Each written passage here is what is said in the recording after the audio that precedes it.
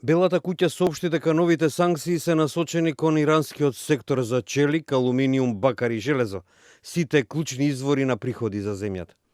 Неколку часа предходно Иран соопшти дека веќе нема да го продава вишокот збогатен ураниум и тешката вода на други земји, како што е предвидено со нуклеарниот договор меѓу Техеран и 6 светски сили. Исто така се закани дека ќе ги збогати своите резерви на ураниум, доколку за 60 дена светските сили не успеат да договорат нови услови, односно да ги заштитат иранските нафтени и банкарски интереси од американските санкции.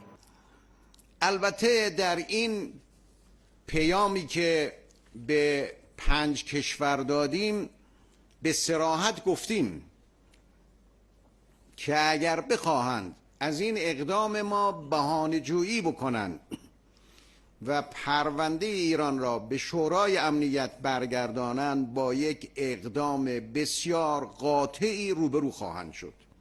Како одговор на заканите на Рохани, американскиот државен секретар Майк Помпео и британскиот министер за надворешни работи Джереми Хант предупредија на репрекусии за Иран. That the United Kingdom and our European partners will move forward together to ensure that Iran has no pathway to a nuclear weapons system. There will be consequences, and I'm sure that I'm speaking for my European colleagues in that respect as well. До новиот ирански потек дојде на годишнината од одлуката на председателот Доналд Трамп да ги повлече Соединетите држави од договорот, чија цел беше да се спречи иранската нуклеарна програма во замена за ослободување од санкциите.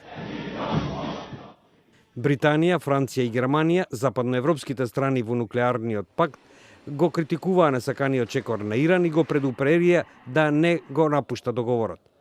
Русија, уште еден потписник на договорот, оцени дека Вашингтон е виновен за одлуката на Иран.